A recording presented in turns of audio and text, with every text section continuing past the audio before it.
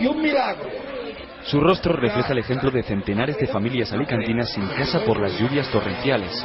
Todo eso es mío, está allá al final. ¿Dónde está la lavadora? Todo es mío. Se llama Salvador y es pensionista. La riada se ha tragado todas sus cosas. Aquí la cocina destrozada, la nevera destrozada. Nada me queda. Solo me queda el consuelo.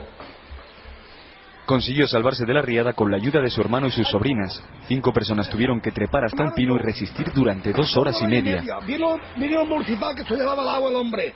Llamó la pala, llegó la pala y nos bajó y solo nos sobamos. Y de los poblets al Vergel, la llamada zona cero. Se llama Juanjo y vive con su mujer y sus padres en esta casa. Su esposa está embarazada de trillizos y a punto de dar a luz. Esto es el comedor, un comedor pequeñito que teníamos, la habitación de mis padres.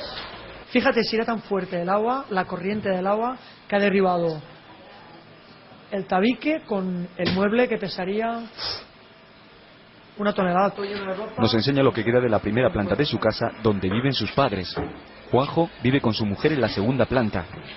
Los 4 tuvieron que trepar hasta el tejado para ponerse a salvo de la crecida. Nos pilló muy imprevistos.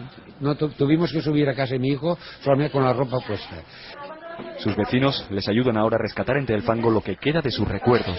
Millares de vecinos de esta comarca cruzan los dedos para que lleguen cuanto antes las ayudas de la Administración Central y Autonómica. Centenares de personas lo han perdido todo.